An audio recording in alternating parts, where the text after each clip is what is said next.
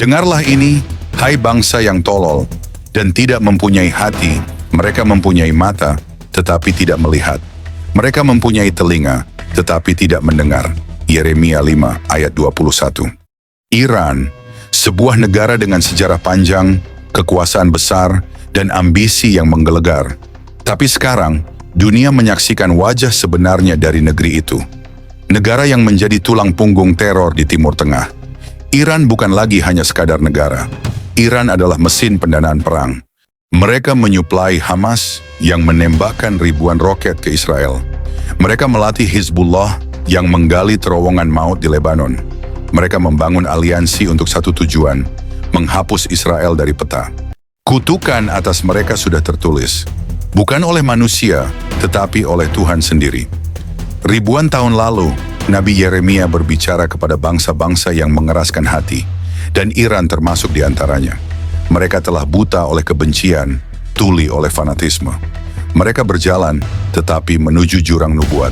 Yesaya 22 menyebut Elam, yang kini dikenal sebagai wilayah Persia, yaitu Iran, sebagai bangsa perang yang akan dihancurkan habis. Dan Yeremia mempertegas, mereka berjalan dalam keangkuhan hati mereka. Mereka telah menyimpang dan pergi. Iran sedang berlari cepat, tetapi bukan menuju kemenangan. Mereka berlari menuju murka surgawi. Kutukan atas Iran bukan lagi peringatan. Ini adalah vonis. Dan dunia akan menyaksikan saat sejarah lama yang tertulis dalam nubuat menghantam realitas hari ini dengan cara yang belum pernah kita lihat sebelumnya. Kutukan atas Iran akan segera digenapi. Shalom saudara-saudari terkasih dalam Kristus. Selamat kita berjumpa kembali dalam renungan sore ini. Saya percaya saudara semua telah melewati hari ini dalam penyertaan dan anugerah Tuhan yang besar. Mungkin ada di antara kita yang hari ini penuh sukacita, ada pula yang bergumul dengan kelelahan, tekanan, atau bahkan kesedihan. Tetapi sore ini, mari kita duduk diam sejenak di hadapan Tuhan, membuka hati dan pikiran, sebab firman Tuhan bukan hanya penghibur, tapi pedang yang membelah kegelapan, membongkar kepalsuan, dan menegakkan yang benar. Dalam setiap renungan ini, biarlah api hadiratnya membakar segala kelam, membangunkan hati yang tertidur, dan mengarahkan hidup kita kembali ke jalan yang dikehendakinya. Mari kita berdoa. Tuhan Yesus, terima kasih untuk setiap napas, untuk kekuatan yang menopang kami ketika kami sudah tak mampu berdiri sendiri. Terima kasih karena ketika dunia tidak mengerti kami, Engkau tetap memeluk kami dengan kasih yang tidak bersyarat. Sore ini, kami datang dengan luka yang tak terlihat, dengan air mata yang tak sempat jatuh, dan dengan pertanyaan-pertanyaan yang belum terjawab. Tapi kami tahu, satu-satunya tempat yang aman adalah hadapan-Mu. Bicaralah Tuhan, bukan hanya ke telinga kami, tapi ke hati yang paling dalam. Pulihkan yang remuk, kuatkan yang rapuh, dan rangkul setiap jiwa yang merasa sendiri. Kami butuh Engkau, kami rindu mendengar suara-Mu. Dalam nama Yesus, kami berserah dan membuka renungan ini. Amin.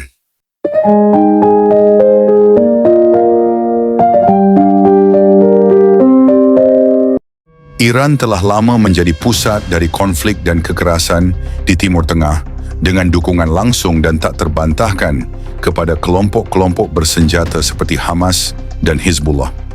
Bantuan Iran yang tak henti-hentinya dalam persenjataan, dana, dan strategi untuk menghancurkan Israel membawa konsekuensi yang jauh lebih besar daripada yang dapat mereka bayangkan. Firman Tuhan yang diucapkan melalui Nabi Yeremia menegaskan bahwa bangsa yang memiliki mata tetapi tidak melihat dan memiliki telinga tetapi tidak mendengar akan menerima kutukan yang dahsyat. Iran dengan mata terbuka namun menutup hati dari kebenaran telah memilih jalan penghancuran dan permusuhan. Dukungan mereka terhadap Hamas dan Hizbullah yang terus-menerus mengobarkan peperangan terhadap Israel bukan hanya mengancam perdamaian dunia, tetapi juga menempatkan mereka di bawah murka Tuhan yang nyata. Kutukan ini bukan ramalan kosong. Dalam Yeremia 5 ayat 21, Tuhan mengingatkan bahwa Kebutaan rohani dan ketuliannya terhadap suara peringatan adalah pintu masuk bagi kehancuran. Iran menolak melihat akibat dari tindakan mereka dan menolak mendengar panggilan untuk damai dan keadilan. Nubuat dalam Yesaya 22 ayat 6 juga menguatkan bahwa wilayah Persia kuno yang sekarang menjadi Iran akan mengalami kehancuran besar sebagai akibat pemberontakan dan kekerasan yang terus berlangsung. Iran yang kini menjadi pendukung utama teror dan kehancuran di kawasan akan merasakan kutukan ini dengan penuh. Bencana yang menimpa akan meliputi kehancuran fisik, krisis internal, dan kekacauan yang tak terelakkan. Keterlibatan Iran dalam membantu Hamas dan Hizbullah bukan hanya masalah geopolitik, tetapi telah tertulis dalam nubuat bahwa mereka akan menerima pembalasan ilahi yang sangat berat.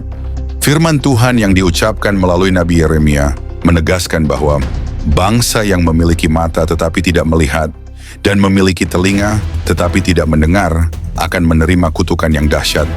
Ini adalah peringatan nyata bagi Iran dan dunia. Kutukan atas Iran sudah tertulis dan tidak bisa dielakkan selama mereka terus mendukung kehancuran dan kekerasan yang melibatkan Hamas dan Hizbullah terhadap Israel.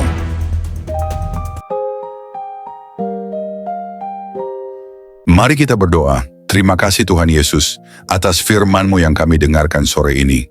Terima kasih karena Engkau tidak pernah membiarkan kami hidup tanpa arah, tetapi selalu menyediakan firman-Mu sebagai pelita bagi kaki kami, sebagai cahaya yang menerangi jalan kami. Setiap ayat yang kami renungkan tadi adalah napas kehidupan, yang memberi pengharapan di tengah keputusasaan dan kekuatan di tengah kelemahan. Tuhan, kami sadar hidup ini tidak mudah. Begitu banyak tantangan, pergumulan, dan tekanan yang sering membuat kami lelah dan ingin menyerah. Tapi sore ini Engkau berbicara. Engkau meneguhkan kembali iman kami. Engkau mengingatkan kami bahwa kami tidak pernah berjalan sendirian. Bahwa kasih-Mu tetap teguh, tak bergeser sedikit pun. Bahkan ketika kami jatuh, Engkau tidak menjauh. Engkau justru mendekat, mengulurkan tangan, dan berkata, "Aku masih di sini."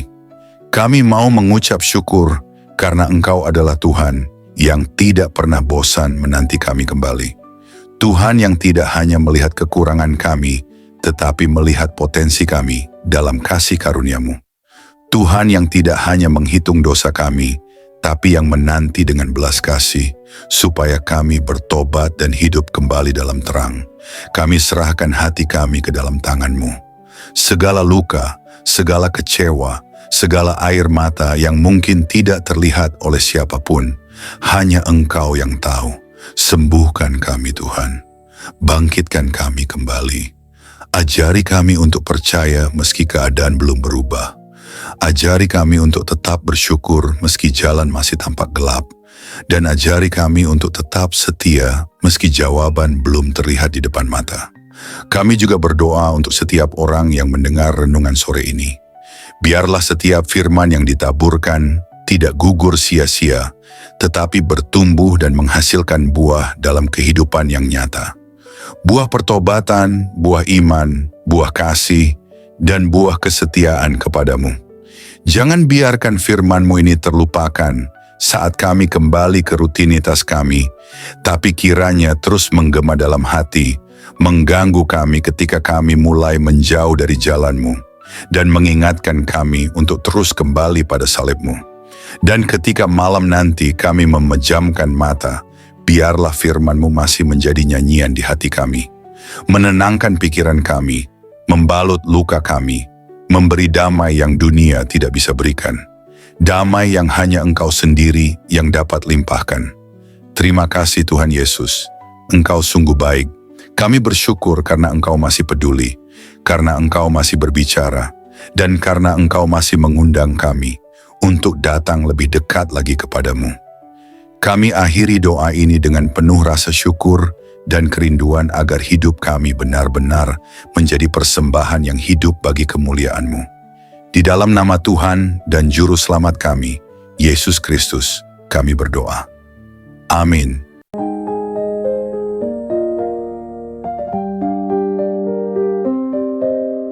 Puji Tuhan, Saudara yang dikasihi oleh Tuhan, saya percaya bahwa firman Tuhan selalu menjadi berkat, kekuatan, dan penghiburan bagi setiap kita. Dalam setiap perjalanan hidup, kita mungkin menghadapi berbagai tantangan, pergumulan, dan ujian, tetapi firman Tuhan selalu memberikan jawaban, pengharapan, dan kekuatan yang baru. Roh Kudus yang telah diberikan kepada kita akan selalu menolong dan membimbing kita untuk semakin memahami kebenaran firman Tuhan. Dia akan menerangi hati dan pikiran kita agar kita dapat hidup sesuai dengan kehendak-Nya, berjalan dalam terang-Nya, dan mengalami kehidupan yang penuh dengan kasih karunia serta kemenangan di dalam Yesus Kristus. Jangan pernah takut atau khawatir, sebab Tuhan selalu beserta kita. Dia yang memegang kendali atas segala sesuatu, dan janjinya adalah ya dan amin. Percayalah bahwa setiap langkah hidup kita telah dirancang untuk membawa kita kepada rencananya yang indah.